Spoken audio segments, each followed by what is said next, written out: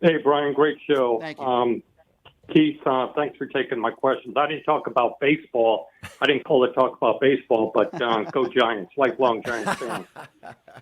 Anyway, I didn't call to talk about Waltz, but Waltz, he could have retired, but he re-upped after 9/11.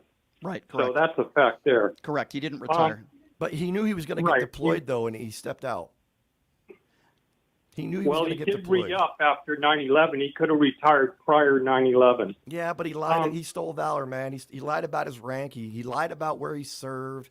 It's just it's a spit in the face. It's disgusting. Donald Trump lying about bone spurs, is that a spit in the face? Well, no. Right. Mr. Okay, Trump I have a quick serve. question. He actually served, though. There's a difference. I agree. One is a hero and one is a coward. Well, I agree. No, just because you there is serve a difference. doesn't make you a hero. You have bad people. I think if you dodge the military, that makes you a coward. Yeah, but we don't know that he dodged. According to the doctor that wrote the note, his family members have all said that has happened. So I put some. Listen, I want to see his medical records. Won't release them. He doesn't have to, though. I never said he had to. Yeah. Why won't he? I don't know. He mocks Kamala Harris for having seasonal allergies. By the way, she released her medical records. He went to Walter Reed, I think, in 2018 or 2019. Sure. We have no idea what happened. We don't know if he had a stroke. We know nothing. I disagree, though. He seems fine to me. I think, well, he doesn't seem fine to me, both mentally or physically. And I think the American people deserve to know what his medical records are. He could stand up there and talk for 3 hours straight without a teleprompter. I've seen 3 hours babbling about sharks and Hannibal Lecter and calling people ugly and calling people stupid. Can I ask one quick question? Oh, go ahead, sir. I'm sorry. Go ahead. No problem. Hey, 2019, Iranian forces bombed a small U.S. military base on the Syrian border. Many soldiers had brain injuries, but Trump said they had headaches. What did you think about that statement? That's a good question, Keith. Sir, again, I apologize. I don't know that story, and so there were dozens of soldiers that got traumatic brain injury. And they've said on the record they have TBI. There's medical records of that. Sure. And Donald Trump has characterized them as minor headaches.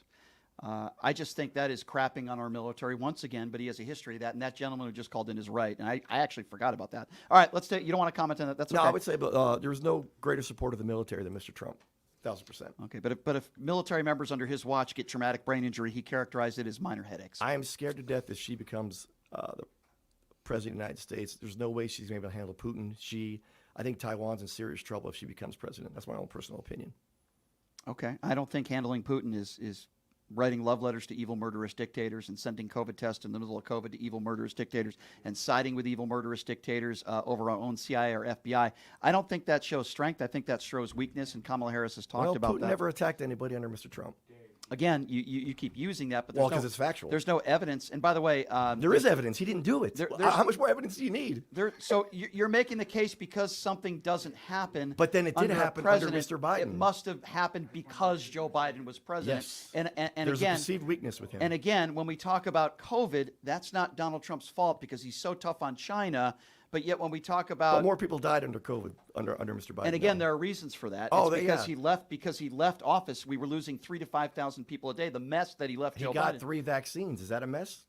What do you mean he got? What is that? I mean, Mr. Trump gave him 3 vaccines, and more people still died under Mr. Biden. So you're talking That's about factual. You're talking about Operation Warp Speed, which so many MAGA Republicans want to give Donald Trump credit for. Yet so many MAGA Republicans are anti-vaccine. I don't think you could have it both ways. But let's go to Lauren. Lauren.